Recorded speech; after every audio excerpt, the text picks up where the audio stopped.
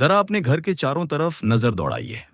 Mobile charger की तार, पंखे की wiring, fridge, air conditioner, electric motor, solar panel, यहां तक कि आपकी गाड़ी और कंप्यूटर भी, इन सभी के अंदर एक धातु छिपी हुई है, तांबा।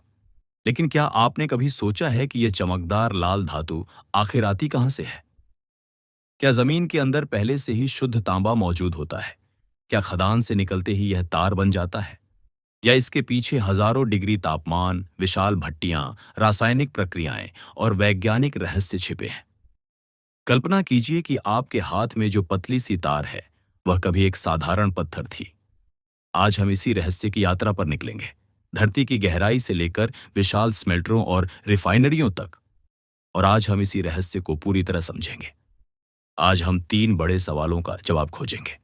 पहला, तांबा जमीन में बनता कैसे है? दूसरा, पत्थरों से इसे अलग कैसे किया जाता है? तीसरा, 99.99% शुद्ध तांबा आखिर कैसे बनाया जाता है?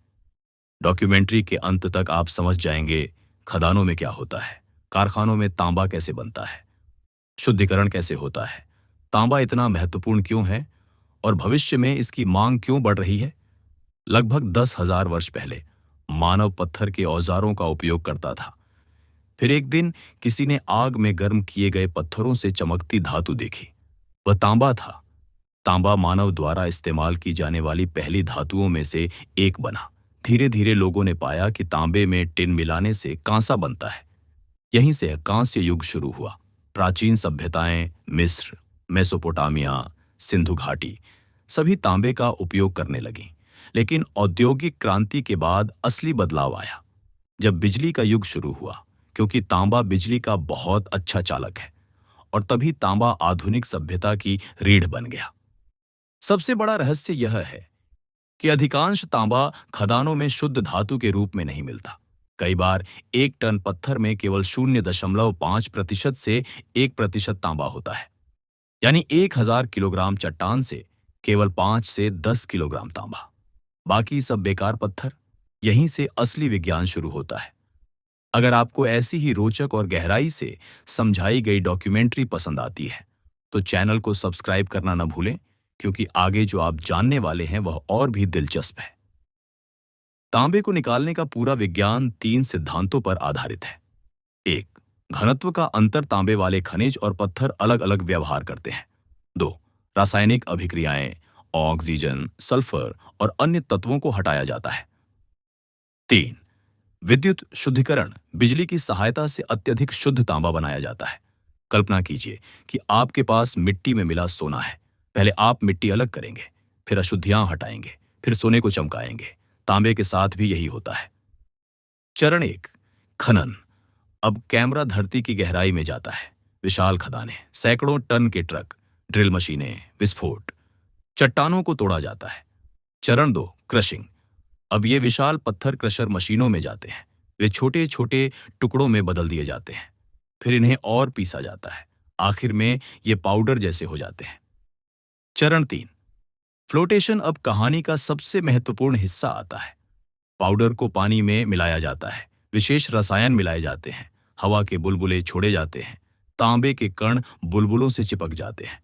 वे ऊपर तैरने लगते हैं। इसे फ्लोटेशन कहते हैं।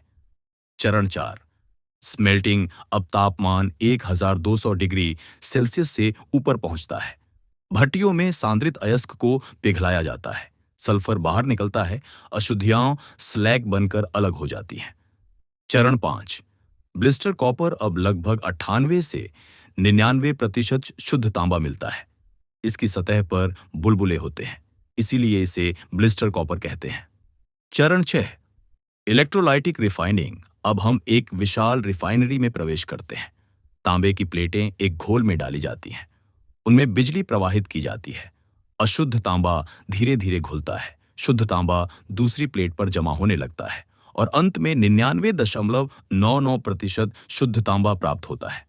क्रशर पत्थरों को तोड़ता है। बॉल मिल पत्थरों को पाउडर बनाती है। फ्लोटेशन सेल खनिजों को अलग करती है। स्मेल्टर धातु को पिघलाता है। कन्वर्टर अशुद्धियां हटाता है। इलेक्ट्रोलाइटिक सेल शुद्ध तांबा बनाता है। एनोड अशुद्ध तांबा, कैथोड शुद्ध तांबा जमा होने वाली प्लेट। पहला रहस्य, तांबा चांदी के बाद दूसरा सबसे अच्छा विद्युत चालक है। दूसरा रहस्य, पुराने इलेक्ट्रॉनिक्स में सोने से ज्यादा तांबा होता है। तीसरा रहस्य, इलेक्ट्रिक कारों में सामान्य कारों से कई गुना अधिक तांबा उपयोग होता है। चौथा रहस्य, इलेक्ट्रोलाइटिक रिफाइनिंग के दौरान सोना और चांदी भी प्राप्त हो सकते हैं। कई बार ये उपउत्पाद तांबा कंपनी के लिए बहुत लाभदायक होते हैं। खनन से पर्यावरणीय समस्याएं उत्पन्न हो सकती हैं। धूल, जल प्रदूषण, एसिड माइन ड्रेनेज, ऊर्जा की भारी खपत, स्मेल्टरों से सल्फर डाइऑक्साइड गैस निकल सकती है। इसीलिए आधुनिक संयंत्र गैस नियंत्रण प्रणालियों का उपयोग करते हैं। सुरक्षा उपकरण भी अत्यंत आवश्यक होते हैं। अब शुद्ध तांबा रॉड मिलों में जाता है। इसे पिघलाकर लंबी छड़ें बनाई जाती हैं। फिर इन्हें खींचकर पतले तार बनाए जाते हैं। इसके बाद इंसुलेशन, क्वालिटी टेस्ट, पैकेजिंग, और फिर यही तार आपके घर तक पहुंचती है। तांबा आधुनिक अर्थव्यवस्था की रीढ़ है।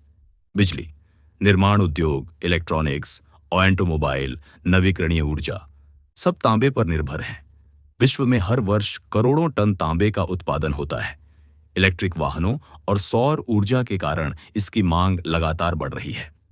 भविष्य में ग्रीन माइनिंग, रोबोटिक खदानें, एआई आधारित खनिज खोज, बेहतर रिसाइकलिंग, कम ऊर्जा वाले स्मेल्टर, नई इलेक्ट्रोलाइटिक तकनीकें, ये सभी तांबा उद्योग को बदल सकती हैं। तांबा ऊर्जा परिवर्तन की सबसे महत्वपूर्ण धातुओं में से एक बन चुका है। अब जब आप किसी तार को देखेंगे, किसी मोटर को देखेंगे या अपने मोबाइल का चार्जर पकड़ेंगे, तो शायद आपको केवल धातु नहीं दिखाई देगी।